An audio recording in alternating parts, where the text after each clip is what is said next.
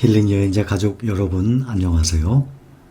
지금은 자정을 넘어서 3월 18일 목요일이 됐습니다. 자정을 조금 넘긴 시간입니다. 많은 전문가들이 얘기를 해요. 좋은 주식, 우량 주식을 분할로 계속 매수를 해서 장기적으로 가져가는 것이 안전하다는 그러한 말들을 많이 합니다. 저 또한 그렇게 생각하고 또 많은 좋은 책에도 그렇게 나옵니다.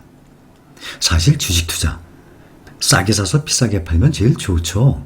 그렇죠? 주가가 오르면 사고 있다가 오르면 차익 실현해요. 팔아요. 비싸게. 그리고 또 하락 시에 또 다시 또 매수해요. 예를 들어서 요즘에 배터리주 같은 경우 많이 올랐어요. 또 ETF도 마찬가지예요. 팔았다가 지금 이렇게 떨어졌을 때 또 사요.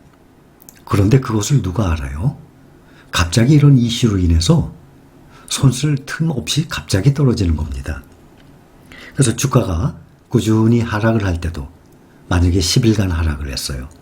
그러면 두고 보다가 한 3일째쯤에 매도를 하고 거의 바닥쯤 오면은 또 매수해요. 그거 다 알죠.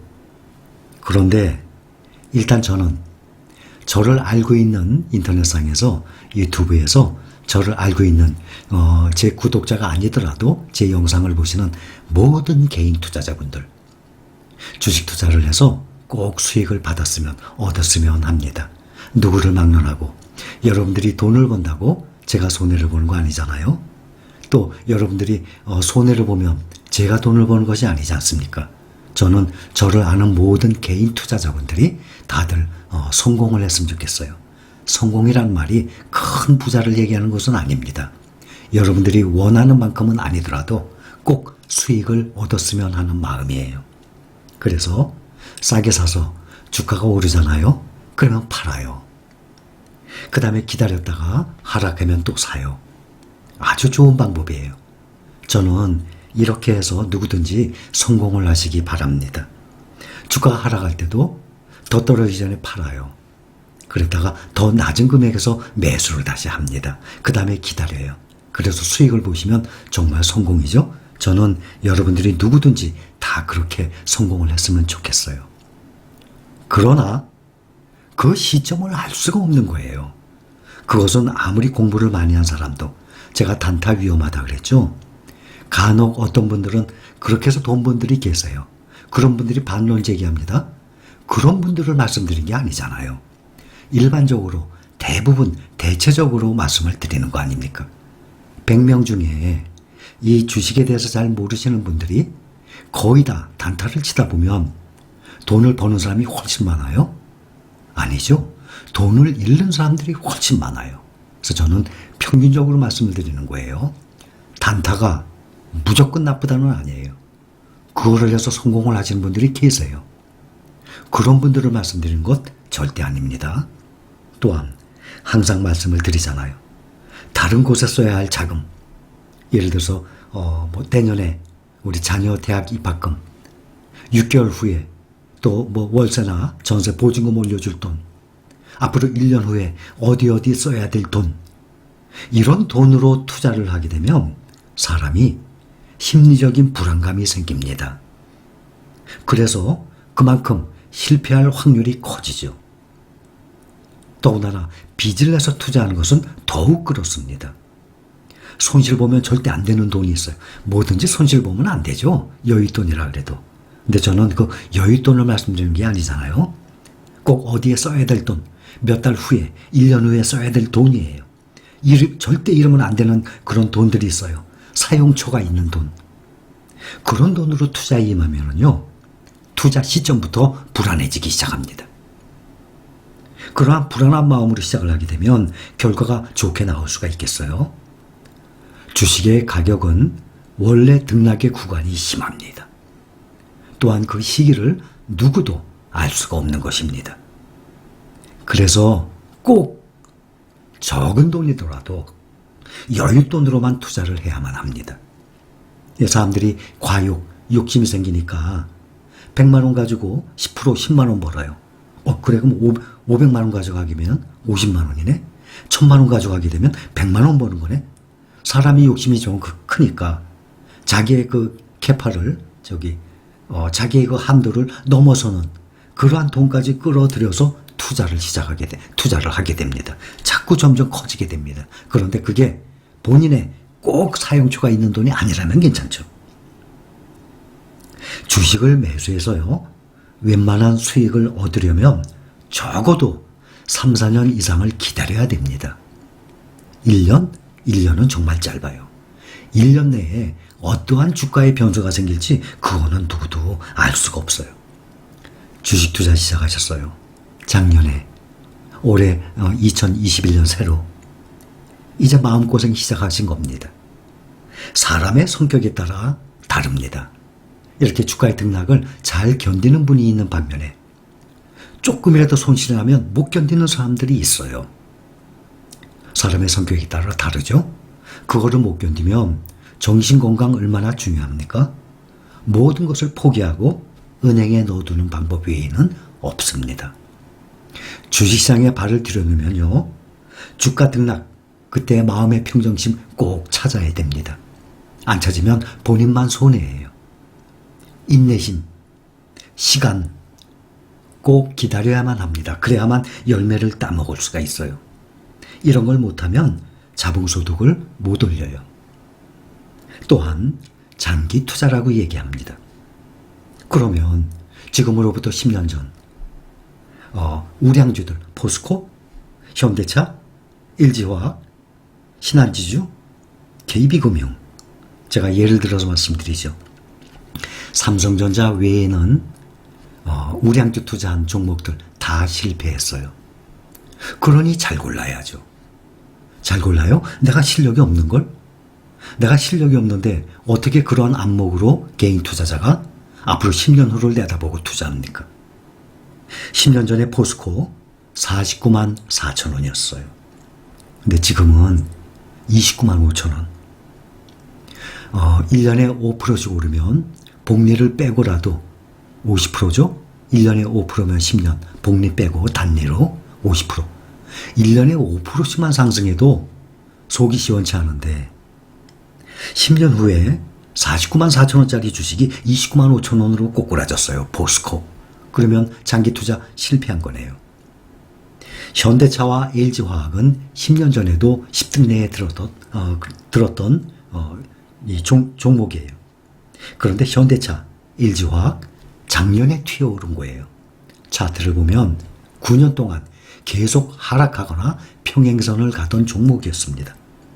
현대차가 16만 3천 원에 지금은 23만 2천 원 조금은 오른 거예요. 그건 아마 작년에 갑자기 오른 거죠. 9년 동안 계속 떨어졌어요. 현대차 세계적인 회사 아닙니까? 그럼 현대차 얼마나 좋아요, 지금 생각하면. 장기 투자했는데 10년이 지났는데 1년에 5%씩 10년 동안 50% 오른 것이 아니라 꼬꾸라져 보세요. 완전히 실패한 거죠. LG화학도 마찬가지예요. LG화학은 작년에 아주 많이 올랐습니다. 그래서 차트를 보면 아시겠지만 계속 평행선을 그었던 차트예요.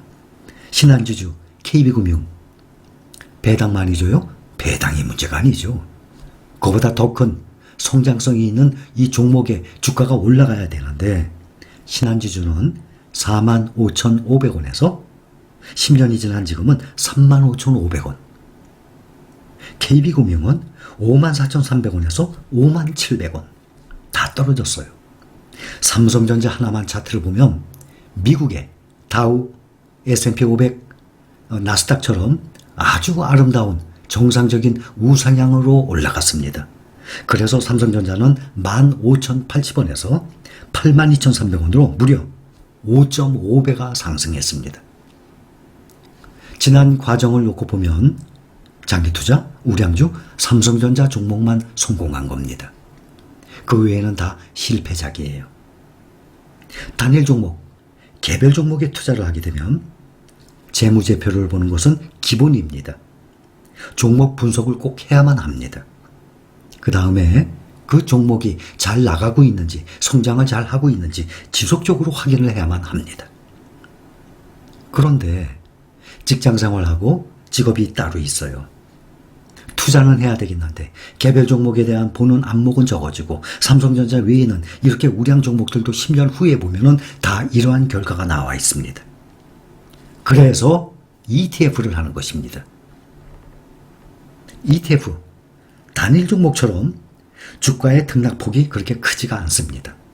왜냐하면 ETF는 한 종목을 투자하는 게 아니지 않습니까? 수십 종목에 투자를 하는 것입니다. 그래서 분산 투자의 효과가 있고 소액 투자로도 투자를 할 수 있는 것입니다. 한 종목이 70만 원, 80만 원 가요. 4, 50만 원씩 갑니다.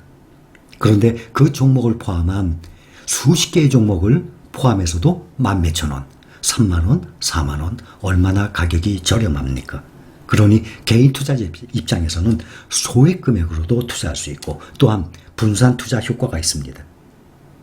한 종목이 폭락을 하거나 미래 성장성이 떨어져요. 또한 그 회사의 대표가 부정한 행동을 하거나 주가에 영향을 미치는 그러한 경우가 생겨도 안전합니다. 왜냐하면 그 한 종목 때문에 ETF의 주가가 떨어지는 것은 아니죠. 또 하나 좋은 것은 1년에 한 번 내지 두 번 리밸런싱이라 그러죠. 실적이 안 좋은 회사, 성장성이 떨어지는 회사는 그 ETF 종목에서 빠집니다. 나는 투자만 하고 있으면 자동으로 세팅을 리밸런싱을 다 해줍니다. 여러분들 보시면 직접 확인해 보세요. 이렇게 우량주들 포스코, 신한주주, KB금융 이러한 우량주 회사들이 10년이 지난 지금은 오히려 가격이 더 떨어져 있는데 ETF 찾아보세요. 몇 달 된 ETF 말고 적어도 1년, 2년 이상 된 ETF. 처음에 시작했던 금액보다 떨어진 ETF 없습니다. 일부러 ETF 좋지 않은 ETF들 또 인기 없는 ETF 시가총액이 100억도 안 돼요. 거래량도 거의 없어요. 그러면 ETF가 없어져요. 그거 없어지고 다 상장 폐지되면 휴지도 조각되지만 ETF는 다 주주들한테 나눠줍니다. 만약에 상장 폐지가 되면 ETF는 상장 폐지가 안 됩니다. 되는 경우가 있는데 대부분 돈이 안 모여요. 시가총액이 50억 이하. 또 하루 거래량이 거의 없어요. 사람들이 외면을 합니다. 그러면은 상장을 시켜놨다가 다시 없애버려야죠. 상장 폐지가 되죠. ETF, 특히 우리가 투자하고 있는 그러한 ETF들은 여러분들 보세요. 마이너스가 된 ETF가 있나? 없습니다. 다 우상향을 했어요. 나스닥 100 같은 경우는 10,000원에 시작해서 지금 6만원대 중반입니다. 10년 만에 6배 이상이 올랐습니다. 방플러스 같은 경우도 2년 전에 시작해서 10,000원에 시작해서 지금 2배 이상이 올랐어요. 20,000원대입니다.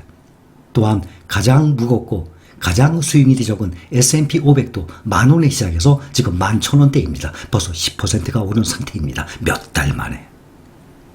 그래서 앞으로 이렇게 개인 종목, 개별 종목은 아무리 좋아도 앞으로 10년 후에 어떻게 될지 알 수가 없습니다. 그래서 이러한 종목들을 한꺼번에 묶어서 갖고 가는 ETF 투자가 아마 개인 투자한테는 가장 바람직하리라 생각이 듭니다. 이 영상 또한 여러분들 투자 생활에 참고를 하시고 저는 솔직히 이런 말씀 드리고 싶은 마음이 없어요. 그런데도 말을 하게 됩니다. 선택과 결정, 투자의 결과는 본인의 책임입니다. 그거 당연하죠. 제가 사랬다고 사고 제가 팔랬다고 파고 근데 사실 사라 팔으라 그 말은 함부로 못해요. 누구든지. 좋은 종목 있으면 얼마든지 여러분들께 오픈할 수도 있어요. 그러나 그 종목에 투자를 하고 안 하고는 본인이 알아서 할 문제예요.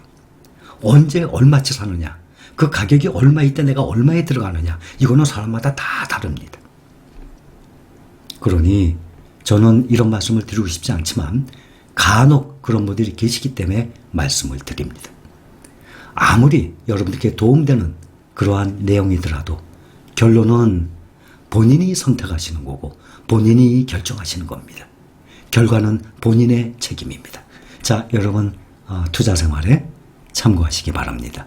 감사합니다.